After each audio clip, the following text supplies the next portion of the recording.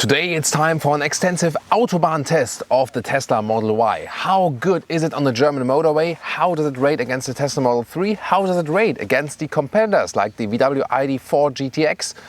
We'll all find out here in Autogefühl with Thomas. Let's go!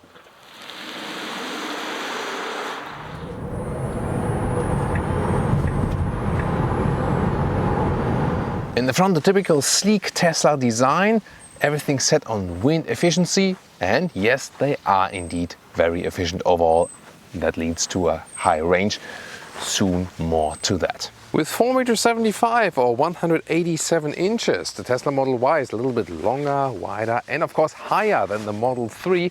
And main change is that the Tesla Model 3 is mainly based on a steel chassis. This one here, like the S and the X, based on an aluminum chassis, an all new one. And also for the other rear and front parts, they use this so-called giga casting, so that means less parts overall for the chassis. That makes the riding better as for the chassis rigidity. So definitely stiffer body, and we'll see how that one plays out in the driving part very soon. This will be very interesting. 19 or 20 inch wheels for the long range model, which we have here today. All-wheel drive, one electric motor in the front, one in the rear. Performance model will also get 21 inch wheels. These here are the 20 inch wheels. However, if you want the best comfort, stick with the smallest wheels available. Black door handles and also black frames around. This has been changed also for the Model Y now, if you could get it before. Now the first time we can also get ones in Germany.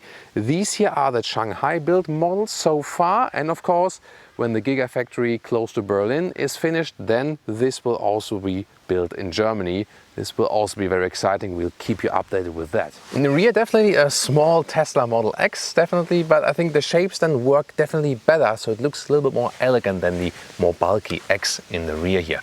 As for the acceleration figures, here for the long range model, all-wheel drive, 5 seconds to 1 km an hour or 4.8 seconds to 60 miles an hour. And for the performance model, it's 3.7 seconds to 1 km an hour or 3.5 seconds to 60 miles an hour. However, this one here, I can tell you from the driving part, is already really quick. And what's the top speed? Yeah, we did find out today in the driving part. Look out forward to that. Turning indicators, by the way, in the front, they are very visible. In the rear, they are smaller, however, not as small as with the Model 3. So this is definitely an improvement. With the Model 3, we often saw horrible panel gaps, the famous German Spaltmaße. But here, look at that, here in that Model Y, Shanghai build, that all looks really good and sophisticated. So nothing to complain here at all.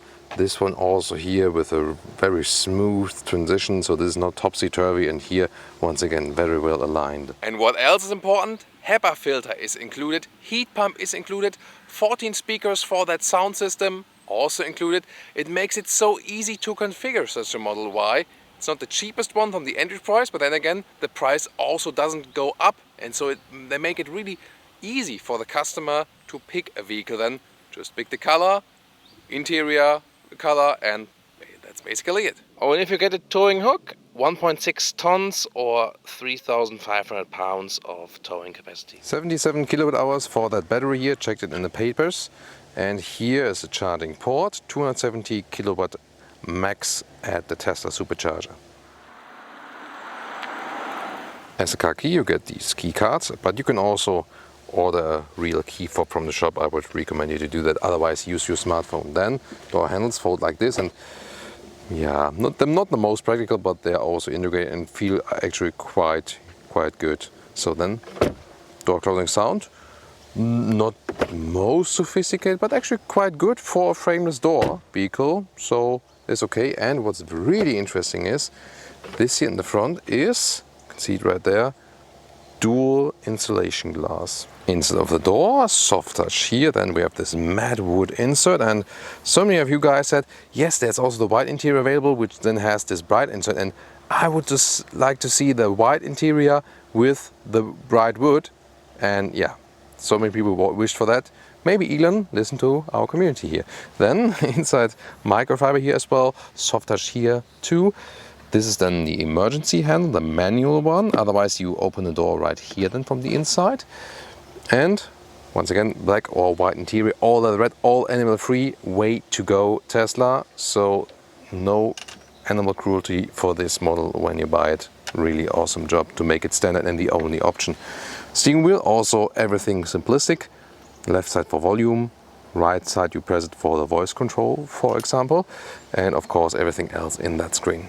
Seating position is not uncomfortable, however the seats themselves, they could be a little wider and longer, especially for taller people, so not really that suitable if you're just a little bit taller, so they could work on that. But the base ergonomics are actually quite okay, and headroom here, 1.86 or 6'1", it's actually way more than enough because they just have this fixed panoramic roof. What I really like about this interior is that it's so simplistic and that really calms you down. On the other hand, either instruments or head-up display would be cool, so otherwise you just see the speed here in the upper left corner, and it's okay, you do get along, however it would still be good. Yes, yeah, Steven wouldn't have the seatbelt on.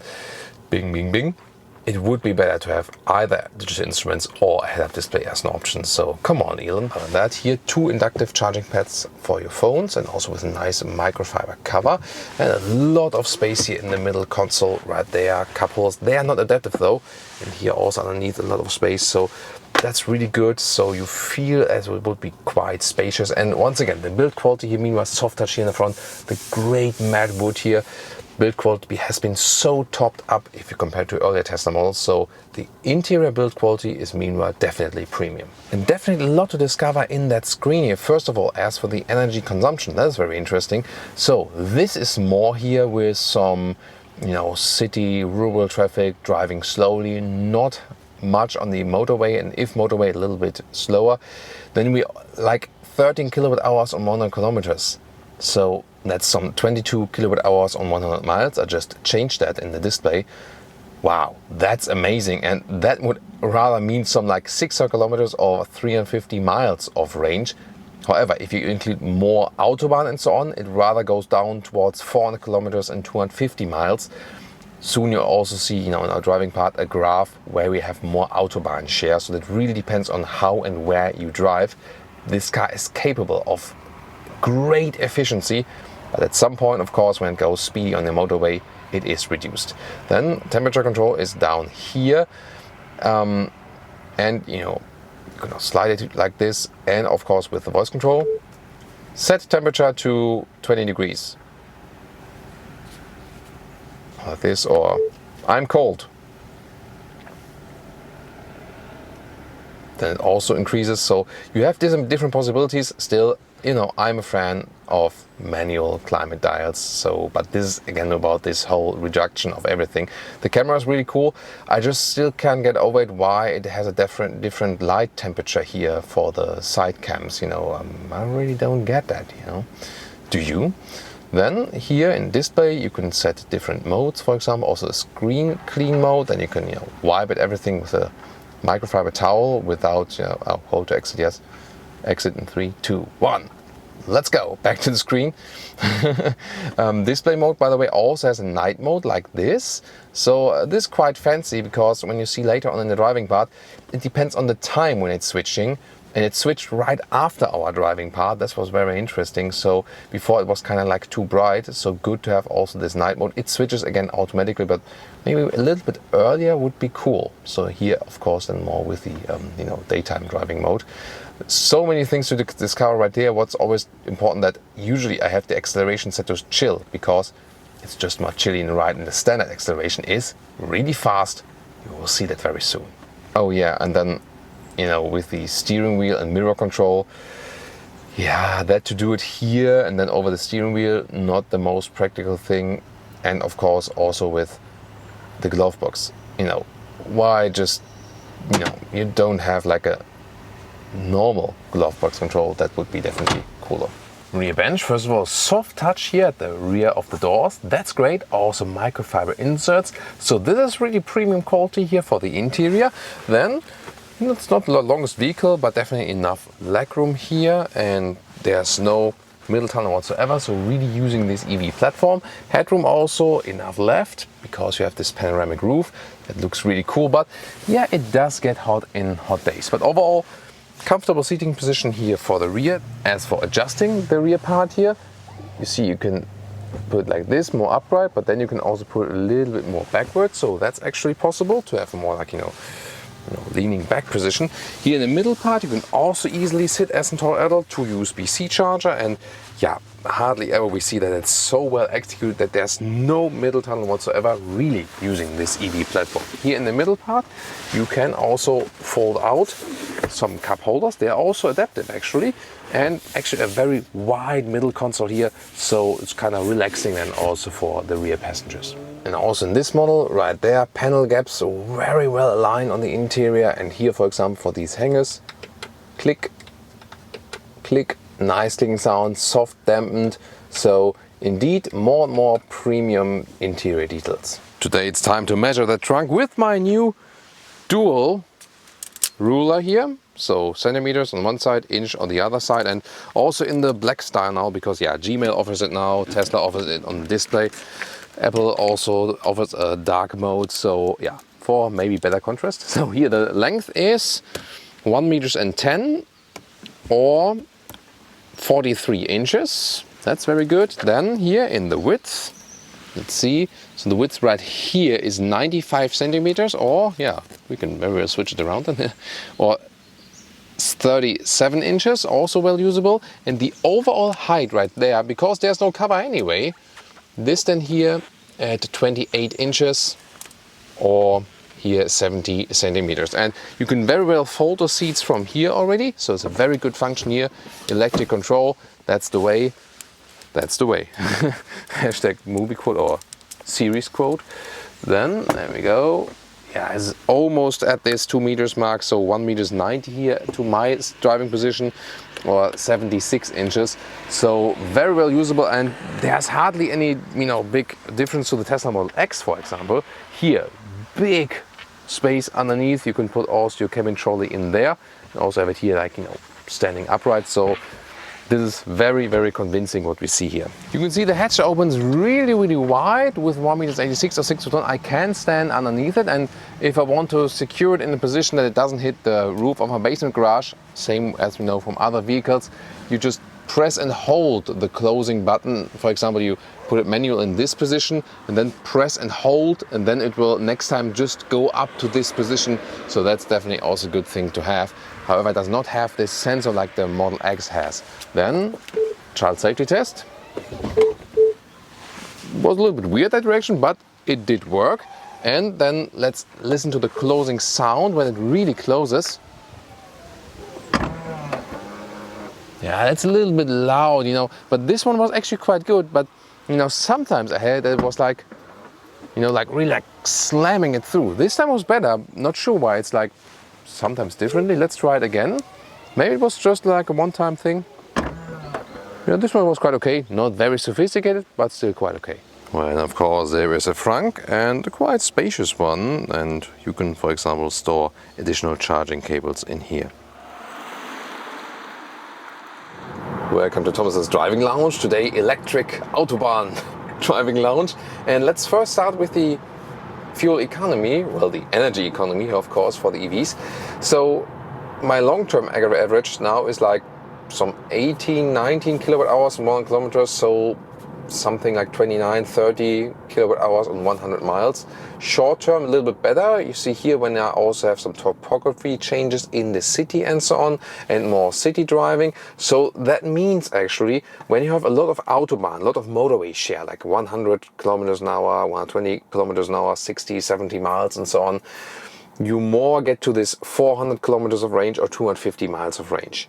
When you have more city traffic share and more using these advantages of the EVs, topography changes, stop and go and so on, and really go like a super efficient run, 500 kilometers or 300 miles of range, that's possible theoretically, but when you more drive it like a German, rather not. Then it's more like 400 kilometers or 250 miles. And what do I mean by that? It's to follow right now. So let's check this out, the acceleration, and well, the display is quite bright. I mean, it looks brighter than it actually is, so let me tune it down. So on camera it looks even brighter than it actually is here now. I'm in the standard driving mode, and I'm starting here from 30 kilometers an hour, long range all-wheel drive model. there's nothing coming, so empty at motorway.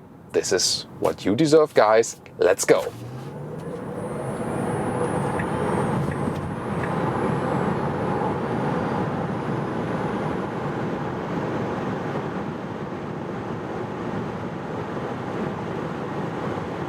Woo! 200 kilometers an hour, 125 miles an hour, and I mean, this is going even faster here. You see here, let's see if we can get it to top speed. And that should be now. Oh, 219 kilometers an hour, it says now. That's the top speed. And wow, I mean, lane change here, kind of stable. But then again, when we have these waves, it shakes up a little bit. Steering is really sporty, so I have to be very precise and subtle with the steering wheel. Of course, suspension is not set on a node where you have like super sporty control over the car. It shakes up notably again when you are in these waves. Noise insulation wise, as for the wind noises, that was actually quite good. And by the way, here I did not use the brakes at all. That was just recuperation. So you see here very strong recuperation from the vehicle, and also, you know, look at that. That totally exceeds the figures. Look at that, look at that. So it exceeds the figures here from recuperation, and it also exceeds the figures as for acceleration for the consumption and negative consumption, basically. Wow. Yeah, sorry about that. So that happens on a test here with Thomas Nagelgefühl. Here in the tunnel, you can see, yeah, no ambient lighting at all whatsoever. A little bit at the feet, or you know, but you can hardly see that. And the display is here really tuned down, but still it's a little bit bright. And yeah, even, you know, especially on that camera, you can see it's actually a little bit too bright maybe at that stage. There is this auto mode, but I have set the display brightness already to 0%. Yeah, and even in the auto mode, it decides to go for this one. Very interesting. So, as for noise and so on, I really have to say, once again, they worked on the noise insulation of the vehicles in general, and the Tesla Model Y is so far the best Tesla, I really have to say, in so many respects. And here, 100 kilometers an hour, 60 miles an hour, typical motorway speed. It's very silent as for the noise from wind and tire roll and so on. When does it get loud? When you're driving over some bumps. So anything that comes from the suspension. So when you're going in potholes, like bam, you feel it and you hear it. 20-inch wheels here. I do recommend to go with the 19-inch wheels here with this model, and also not to go for the performance model. You've seen the performance here. It's a great performance when you take just around 5 seconds for this acceleration, even a little bit less in the miles per hour, 60 miles per hour figure. That's more than enough, you know. And here, the car is really sporty, again, precise steering wheel. Wow, great acceleration out of the corner from the two electric motors, front and the rear. The car is so much fun, you know. So here, lane change. Wow, it feels like a go-kart, although it's an SUV. The only thing, you know, really high speed, then, you know, didn't feel that safe actually, because it was shaking up too much. But we can't expect it from the vehicle. It's not meant to do that, and it's not the task, you know. So this car does not have to be stable at 200 kilometers an hour or 125 miles an hour. No one will ever drive that except me in Germany. So yeah, so 99% of the customers will not use that. And yeah, I mean, I'm not sure how long is it even still allowed in Germany, for example, you know. Still, we do these tests here to really be able to compare the vehicles, how they perform at, you know, certain limits and certain things. And wow, this car is really giving me a lot of driving fun. This I really love about it.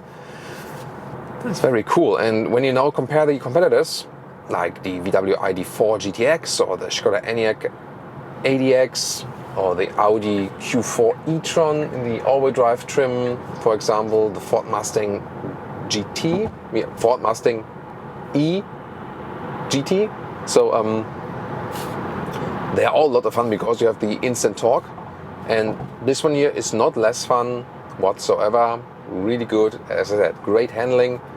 Also then from the acceleration, the only thing is really the suspension. So if you have the 19-inch wheels, it's maybe a little bit better because you have a little bit more dampening from the tire. But always when you're going over some, some lines on the road, some potholes and so on, you hear it like boom, and you also feel it. The suspension, how it reacts to, uneven roads, that's not good at all. So this is kind of, so many things about this vehicle were really good. Big problem definitely, no instruments, no head-up display. You can get along with this and the speed here, but it's not ideal. It's not good, Head-up display or instruments, at least one of this is definitely missing. That's the one thing. And the other thing is definitely the suspension. This is where this still separates itself from the German competitors. The infotainment system with Tesla is way better. The suspension is way worse than with the Germans. One more acceleration, guys, let's go. Woo! That gives you the kick. That was from 80 kilometers an hour, and now you see, wow, that goes really in here. 180 kilometers an hour is still reasonably silent here as for the wind noise. So again, as for this respect, really nicely done, and it still handles now quite well, this high-speed corner. So it also handles so much better than all the other Teslas. So this new aluminum chassis and with a giga casting, where you have like less pieces from the whole chassis, especially on how the front and the rear parts are being attached and so on. This has a big effect. So way less flexing you feel, especially if you compare it to the Model 3. The Tesla Model 3 feels, like it is flexing all over the place from the chassis the whole time. And this one here definitely feels more elaborated. I just wish they would have done more to the suspension. We've seen it with Tesla over the years, that they keep improving and improving and improving. So this kind of gives me hope that they also do something about the suspension. Maybe even of an air suspension here, like they do for the X and the S here in the Model Y, or some adaptive dampers or something. I don't know, that would be something. So like the VW ID4 GTX, which is one of the main competitors, definitely offers adaptive suspension. The Ioniq 5, by the way, does not offer adaptive suspension. So this is something, more towards the Volkswagen Group, where the Enyaq and also the Q4 e-tron do offer this adaptive suspension. The Kia EV6 has also more sophisticated suspension. I talked to the suspension manager recently from Kia, and they did something, like they changed a lot compared to the Ioniq 5. I will tell more about that when we drive the Kia EV6, definitely. This will be very interesting. But here definitely, once again, driving-wise, reveals the suspension is the weakness of this vehicle. And as long as the road is even and good, that's fine. But a lot of you guys are from countries or from certain regions, and even when your country is kind of rich, there are always somewhere bad roads you can complain about, So this is something, they can definitely improve even more. But still, however, a lot of fun in the driving, and it becomes even more apparent, when I took over this vehicle. I drove there in a Mercedes GLE in the AMG. Yes, it's a segment higher, definitely, but it has an AMG tuned suspension and 22-inch wheels. So the air suspension there was tuned like super stiff. And I switched to this one and thought like, what is this kind of suspension? Like more like, whoa.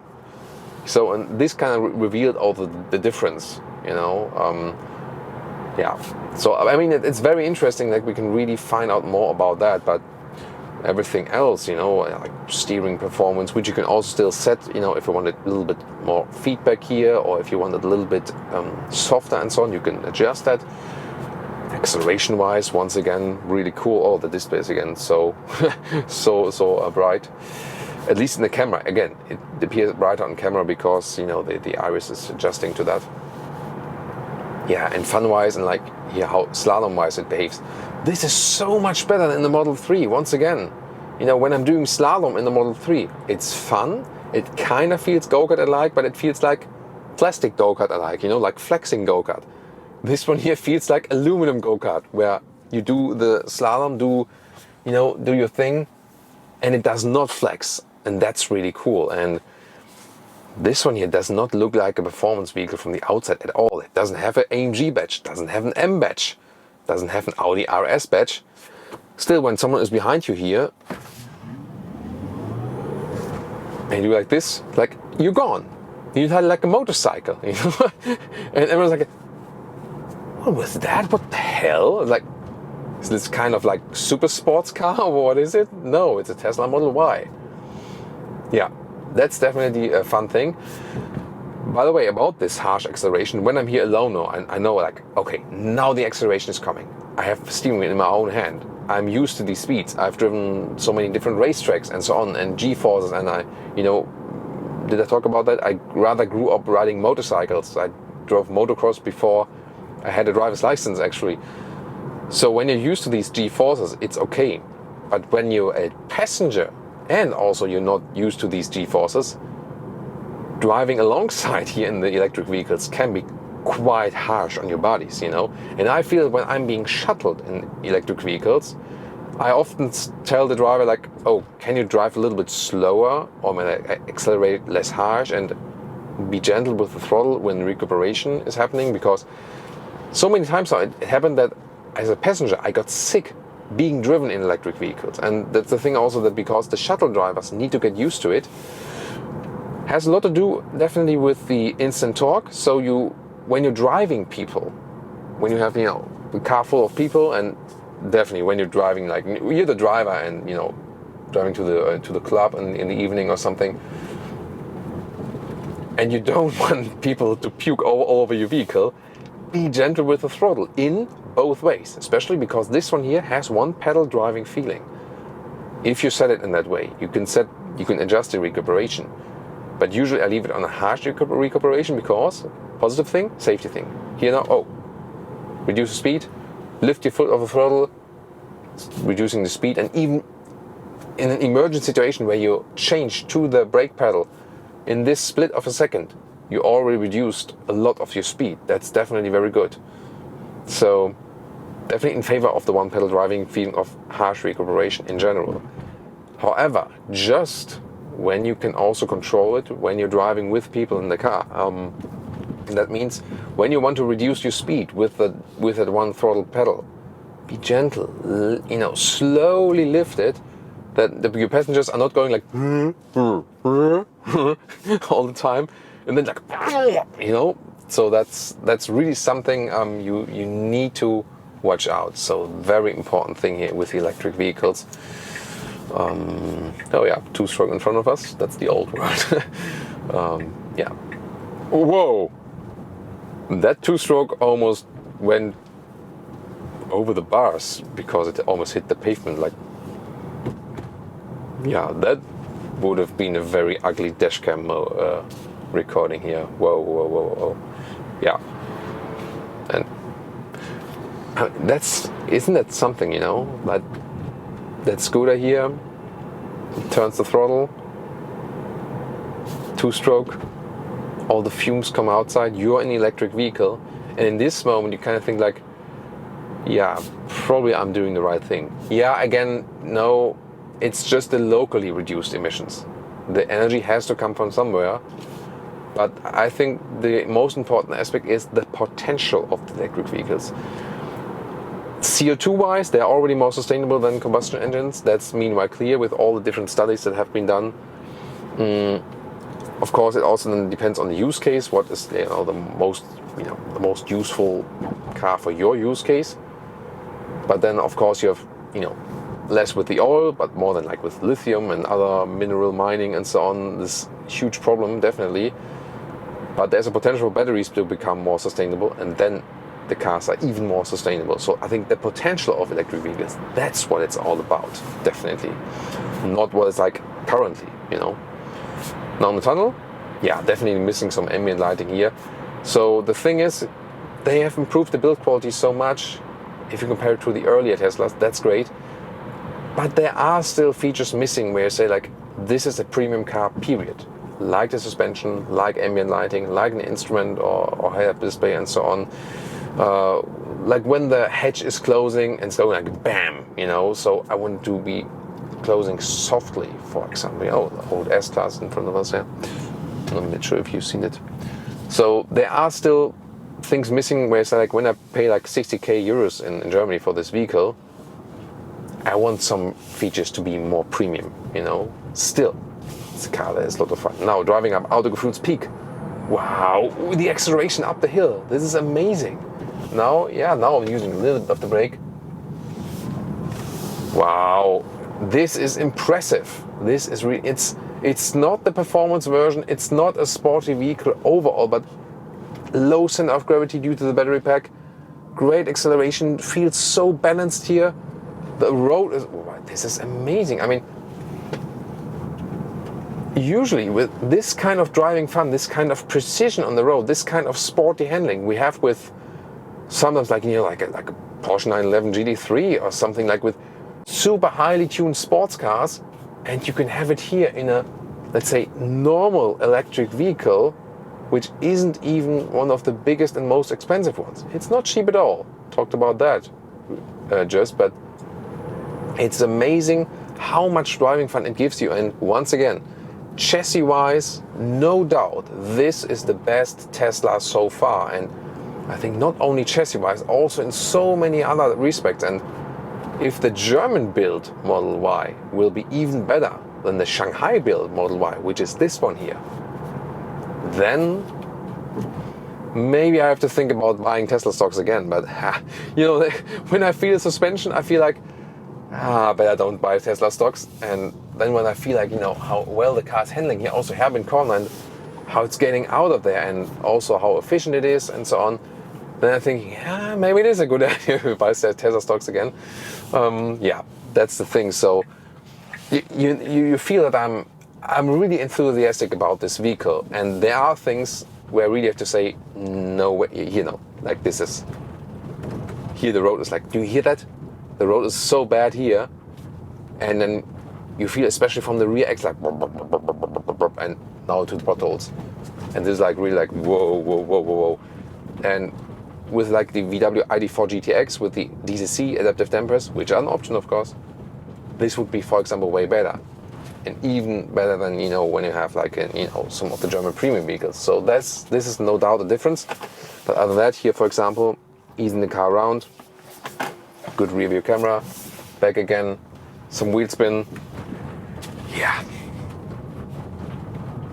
this is great. I mean, still having so much fun. And I talked all the way through this review, and sometimes I just do more, you know, like a little bit more editing or something, because there's not more to say to a vehicle. But here with this one, with the Model Y, there's so much to say about this vehicle, and that's also cool, of course. It is still polarizing in a way, and there are things that are so great and things that are not that great, definitely, but that all, you know, that's definitely making a vehicle interesting. And to me also, thing is that I always have that with Teslas, you know, when I have it for a first day, some things that are bugging you say like, maybe I wouldn't buy a Tesla. But then, you know, the longer you drive it, it's like, it's so easy to put an address, and even if you don't use voice input, or oh cool, the supercharging network is still the best, or like, oh, that was really efficient, like, what is this energy consumption? Really so little energy being wasted, and so on. And then you see the progress of like, oh, it's even more silent than 1 year ago when I drove it, and so on. Then it kind of makes you, wait a minute, maybe I should buy a Tesla, you know? This is a very interesting thing, you know, because with, you know, the majority of the other vehicles, like especially when I drive like a German premium car, I say like, oh yeah, this is a very cool car. I can really imagine like having that one. You know, when I drove the BMW Z4 the first time, and you're like, this is so much fun. I have to get this vehicle. You know, so something like this. You know, but the Tesla is really like this. More like the longer you use it, the more you see the advantages, and then also rather become a fan. You know, like this buying for the why, not for the what, and swipe away some of the disadvantages that still have. And I can just stress again, I mean, we have great roads here today and hardly any traffic. I pick this time of the day in the evening to have good light, soft light, and also empty roads. And this is the most fun I ever had in a Tesla by far. And it's not the lowest Tesla, it's not the most powerful Tesla. Once again, it's the best Tesla out there is at this moment. Of course, we have more Tesla reviews for you, like the Model 3 versus the Polestar 2, for example, or then the Tesla Model S review, or what about the competitor of this one here, ID4 GTX. This one, of course, you should tune into.